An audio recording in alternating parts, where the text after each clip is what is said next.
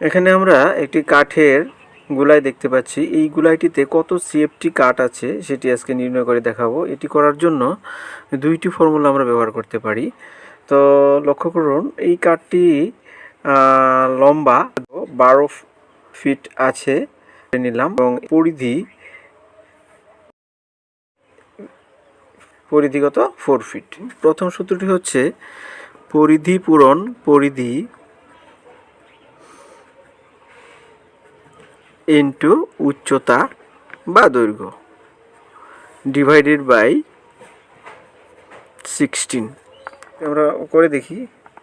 পরিধি এখানে 4 ফিট আছে, এখানে 4 ফিট, উচ্চতা 12 ফুট, ঠিক আছে, ডিভাইডেড বাই 16। তো এটি কী করলে কত হয়? এই হয়, তো এখানে 12 সিএফটি অর্থাৎ 12 সেফটি কাঠ কিন্তু আমরা পেয়ে গেলাম এখানে। তো আরেকটি ফর্মুলা যেটি আমরা সাধারণত ব্যবহার করতে দেখি, পরিধি পূরণ পরিধি, লক্ষ্য করুন, ইন্টু উচ্চতা বা দৈর্ঘ্য, ঠিক আছে, ডিভাইডেড বাই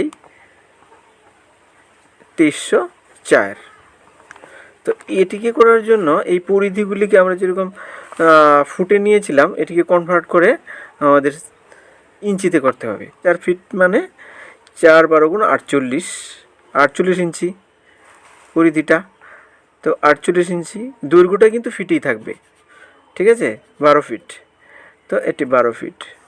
তো এটিকে যদি করি এই 2304 দিয়ে, তো লক্ষ্য করুন এটিকে ডিভাইড করলে কত আসে। তো যদি এটিকে করা হয় 12 দিয়ে যদি ডিভাইড করি, করে দেখি, 2304 12 1 গুণ কত হবে? 12, এখানে 1 1 0, 8 12 গুণ 96, 9 12 গুণ আমাদের 108, এভাবে এখানে আসতেছে 2 4, তো 2 বার যাচ্ছে 24। তো এটিকে দিয়ে যদি আমরা এটিকে ক্যান্সেল করি 192 পাবো। তো 48 ইন্টু 48, এটা 192, ঠিক আছে।